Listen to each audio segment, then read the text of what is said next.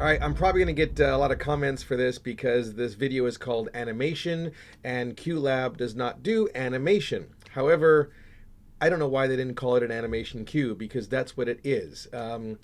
Everything is labeled under the fade cue. Now, I didn't teach this in the actual fade cue because it usually confuses people who are new to fades and Qlab.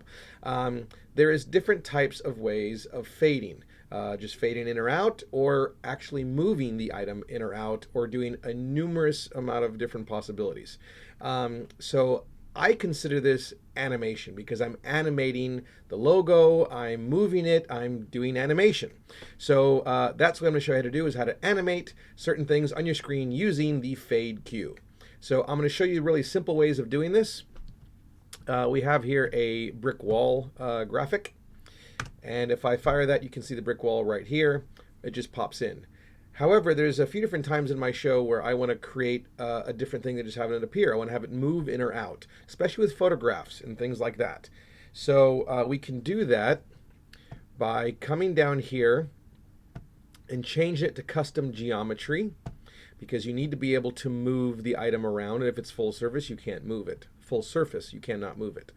So we're going to do this. We're going to bring it off of the screen first, as you can see here by my little inspector window, my stage. We're going to bring it down. I'm going to zoom out a little bit bigger so you guys can see that. There you go. And we're going to take it all the way off the stage like that. You can see my little yellow line on the perimeter. It's going to begin from the bottom of the floor. Now I'm going to bring a fade cue in by hitting Command 7. And we are going to check the translation. And the translation is going to automatically start at 0, which is where you want it to end up. But if you're confused, you're just going to drag that up until it hits 0. But we're going to type in 0 manually so it's perfectly centered. And now what's going to happen here is you can then say the action cue is going to be, let's say, 4 seconds. And when you fire the brick cue, nothing will happen. As you can see, there's a blue line here showing it's there, but you can't see it. And if I fire the fade cue, it's going to animate it by bringing it up from the bottom like this. Okay. Now, there's a lot of different versions of this animation that I use in the show. I actually fade photographs in and then out. I bring them from all different angles of the screen, and you can actually rotate them and a whole bunch of other cool things. But I'm going to show you how cool you can make this by adding a sound effect and by adding some really cool fades in a certain way. You can make this look like a brick wall is falling out of the ceiling and crashes. Now, I was supposed to have this really cool smoke effect, so when it hit, there was debris that went out. But unfortunately, I don't have the smoke effect with me right now. But you can get the idea. So this is still just that static image. This is not a video. This is a static image. And if I do this, you can see how that literally looks like the brick wall just came in and crashed in. So we're going to show you that again.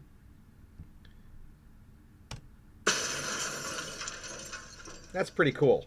It can be used at the end of a routine or just for any special effect.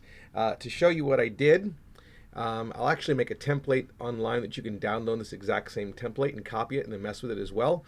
But this is the brick wall. Let's go back over here and put these exactly the way they were. So there's the brick wall, all right?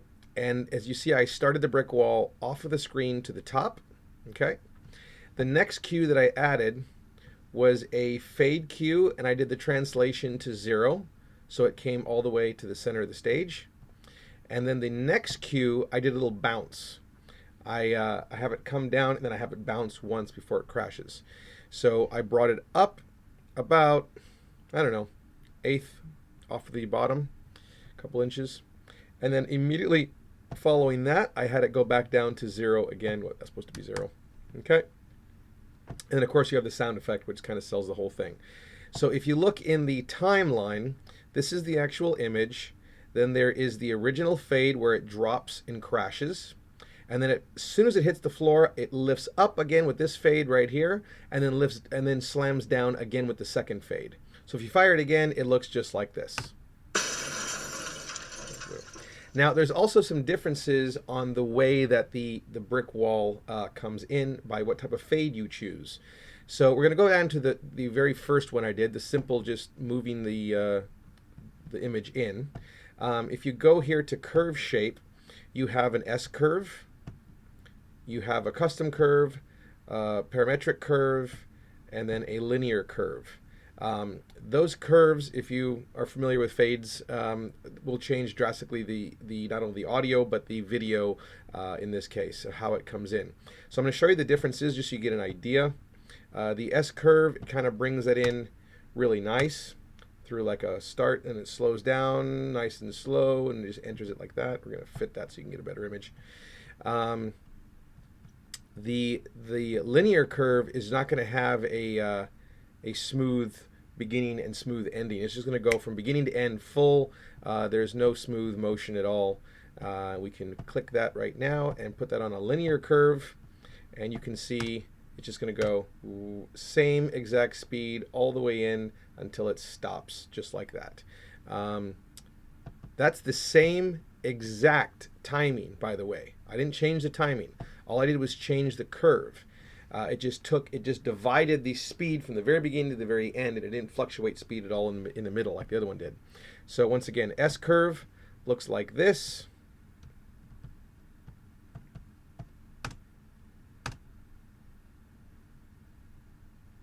Kind of slows down before it gets there. We can show you here on a 2-second thing. Let's bring that down to 2 seconds. Let's show you that at 2-second speed on the S curve. It kind of slows down before it gets to the end.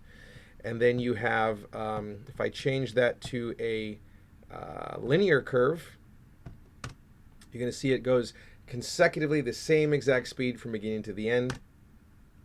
There is no difference there at all. And if we go to a parametric curve, we're going to see a very different visual. Okay. And if we do a custom curve, you're going to be able to actually pull those points however you like them. So when I did the brick wall slamming, I brought it like that so that it would really kind of come in super fast and then hit that the ending with no major slowdown at the end. So that's what it looks like if I did it that way. Boom, and it hits. And then, of course, if you added more fades and more fades, you could get it to rumble and jump around and all that kind of stuff. Let's say you want to add a photograph, which is something I do in the shows a lot. So here's another example. If you move a photograph on stage, how would you want to do it? So let's say you already have your brick wall there. Okay, now your brick wall is your background, and then you could actually do some custom geometry on this photograph right here, and you could have the photograph start there, and then you're going to add a fade, which is Command 7 for a shortcut, and the geometry on it, we're going to do the translation to bring it up to this corner like this. And we're going to do it in 3 seconds. So we're going to fire the photo first, and then we're going to fire the movement. And the movement will bring the photo in just like that. Now that was a bit fast, so we could slow that down and make that 5 seconds. So let's stop that cue, and we can bring that in again. Let's do this as well. Let's do an auto follow here.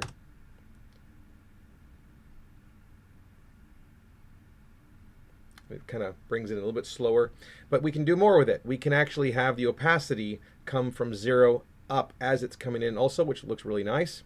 So if we stop that again, and this is a really big file. This is for a giant poster. I don't know why I use an image so big. The RAM doesn't like it. We're going to go here and we're going to lower the opacity of the original photograph to 0. And then we're going to tell the opacity to come in while the movement is happening on the same exact cue, which you may or may not want. So let's go ahead and fire this. And now the opacity comes in as it's getting to its destination, which looks really cool as well. There's a lot more things you can do with this as well. Let's go to to this, and you can actually turn the opacity off, make a second cue, and this one is only going to be for the opacity because you want the opacity to come in much faster than the actual movement. So we're going to slow the movement down by 8 seconds. We're going to do the opacity by 4 seconds. And now the movement is going to happen slower than the opacity comes in. So we're going to fire that right now. And the movement is already happening. The opacities come in. Let's go ahead and slow the opacity down slightly by, let's go 6 seconds. And we'll try that one more time. And you can see the opacity is very slow. It's starting to come in nice now. The opacity is completely at 100% right now, and it's still moving to its destination. That's another possibility. You can now do advanced animations with that same exact effect by basically scaling it as well. So this time we're going to go to the original photograph and we're going to scale it really small. We're going to put it on the scene this time so it actually appears there. And then we're going to add on this last and final fade, we're going to tell it to scale up to this size. Let's go that size right there. Perfect. It's close enough. Okay, so this time we're going to load it. We're going to fire it. It's going to come very small and enlarge while the opacity is bringing it in and the movement is happening all at the same time. So 2 different fade cues creating drastically different movements from that image, just like so. Now, of course, you could do this all with one single cue. It's just the timings will be different. So if we did this one more time, that's only one fade cue now, but now the timings are all going to happen exactly the same time. So it's going to take the entire movement for the opacity and the size and the movement to take place. So the opacity, you'll see, it's not going to be nearly as bright until it gets all the way to the other side, which may be exactly what you want. However, if you wanted a movement to take place for, let's say, 20 seconds, you would not want your opacity to take 20 seconds to load as well. Because now, even though it's fired, or it should have, oh, okay, it's fired, you can't see what the image is. It's taking a very long time to get the opacity up. So in this particular case, if you had a 20-second fade-in or animation movement, you'd want that animation possibly to be seen a lot earlier. So we're going to go ahead and make a new fade. We're going to squeeze that there first.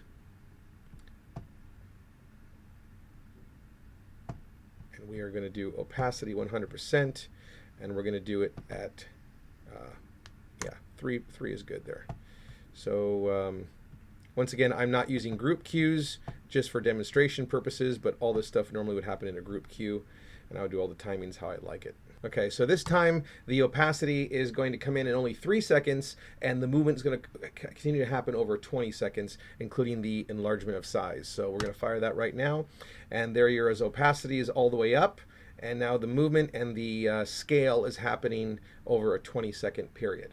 Once again, you can attach the different scale on a different fade as well, so the scale happens much faster or slower, or gets to the location and then grows. I mean, it's up to whatever you have in your imagination to do this. Once it gets to its location, you then can actually fade it out automatically too by doing something completely different. Once again, connected that to the fade cue. Whoops, that was wrong. Adding that to the fade cue. It does not like this huge file. This is a really big photograph.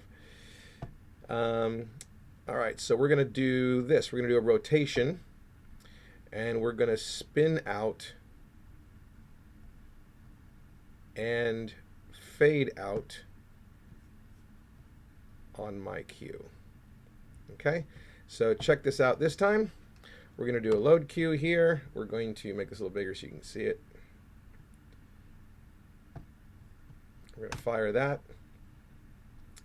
Now it comes in just like that. Opacity is already up. movement is taking place. It is scaling at the same time, and in a few more seconds it's going to arrive to its destination. And whenever you want it to go out, rather than just stopping it or fading it out, you can now do this, which now spins it and fades it out at the exact same time. And the spinning happened because I clicked the rotation, and I told Z, which is rotation, to, and you can actually choose that here. You can have 3D orientation, which gives you full control over all its movements, or you can say, just show me rotation, and you can say 360 rotation. And if we do it this way, let's make that really fast just for, let's do 8 seconds just for demonstration purposes, and fire that cue.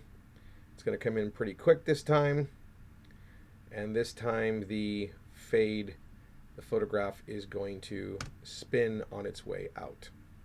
Now, newspapers, if you're doing a musical or a play and you want the newspaper to fly in as you're telling your story, you've seen this a lot on television, Superman, Muppets, all that kind of stuff, the newspapers spin in.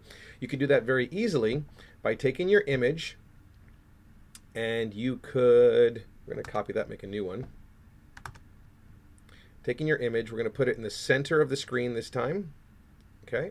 And we're going to zoom it all the way out like that. And you could bring it up there if you wanted to, if you want to have it come in from the top or come in from the bottom. Let's say you want to come in from the bottom, you could do it about there. And then you're going to add a fade cue, which is Command 7. And for the fade cue, we're going to spin it. Let's do Z rotation, 360 degrees, which is one full circle. And we're going to do translation. Whoops, not translation. We're going to do scale. And that's the scale. However, because we sent it right there, we need to do translation to move it to the center or wherever we want to put it. But I needed to get it scaled so I could see it first. So now we're going to hit translation, and it's going to end up right there like that. Okay, let's take a look at that right now. Remember, your opacity has to be 100% on your original file if you don't want to fade it in. So we're going to do that right now. The opacity is already up at 100%, and this fade cue is translation, scale, and rotation in one cue. So we're going to fire that, and then we are going to see that fly in just like that, okay? And if you change the type of parameters in your curves, you'll notice that it'll change the way it flies in, as we discussed before. It's now going to fly in a little bit consistent with a hard ending as it just stops. However, if we change that to a parametric curve, it will look like this.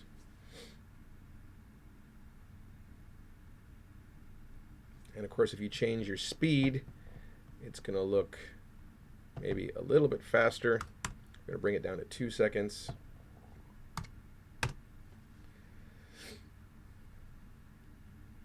And there's your spinning image. So this time we're going to spin in a lot faster. So instead of doing a 360, we're going to do a 720, which is 2 full spins, okay? So 720, and if you check it out, it's going to spin a lot faster on the way in now by firing it like that. And you can see, woo, super dizzy. And that may be the exact effect you're looking for. Obviously, this is going to use more RAM and be more intensive on your computer rather than just going into Final Cut and creating the actual graphics you want, or Adobe Premiere, whatever you're using, and then outputting them that way. However, there's a lot of cases where you want to have full control during the show to do that.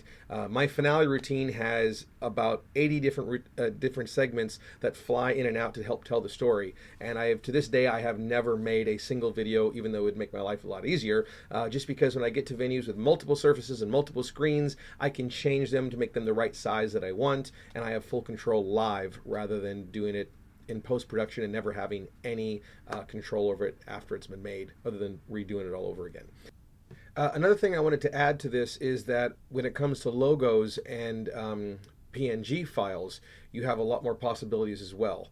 Okay, so here is the very first original logo that we used in the beginning of this video, and basically it's a PNG file, as we spoke about, so we have an alpha channel, we can see through it, but we're going to animate this not just to move it into place, but actually as a pre-show loop, which will not stop. So check this out. I can actually get my logo to continually rotate non-stop for the entire hour pre-show. Now, obviously, this is going pretty fast. This may annoy you, but it may be something you might want to use, and you can rotate it in a loop, in a spiral. Obviously, all 3 points of movement are available in the fade cues, and let me show you how I pulled this off right now. So this is your original logo, or my original logo. The next cue I use is bringing the opacity to 100%, which I already have. It was originally fading in. The next fade cue is rotation, and the rotation is using the X rotation, which is the one that spins this direction here, and I put it at 360 degrees. Now, if I do not auto follow this, it will just do this. It's going to spin one time and then stop. Okay. Now, once it gets back up to the beginning, I've actually added another cue that makes it spin one more time. I just copy and pasted that. Okay.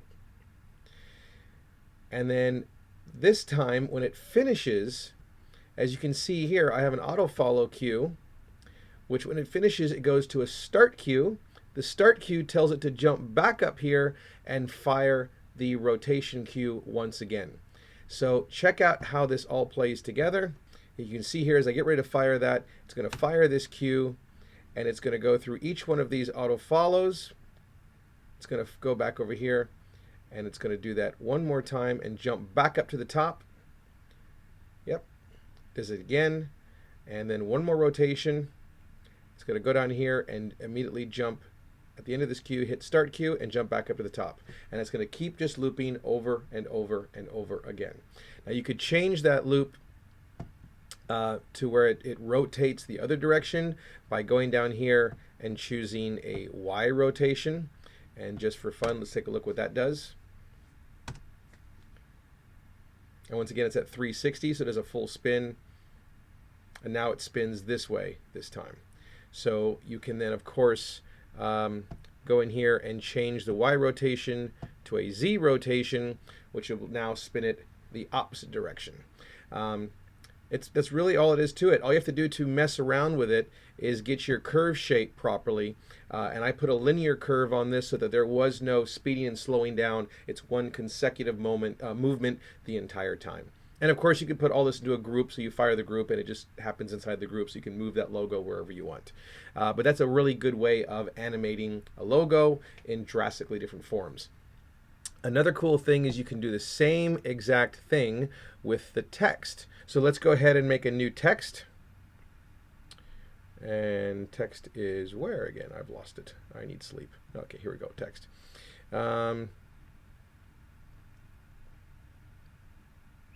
Okay, we're going to write the word animate, and we're going to do custom geometry on this video right here. We are going to make it nice and big by highlighting it like we did in the text video. We're going to raise this up to 100 in size, and we're going to zoom in there a little bit and bring it slightly up. And this time we're going to drag all of the cues from the Qlab logo into this one. And we're going to fire that, and then we're going to fire the animation, and you can see the text animates the exact same way that the logos animated before.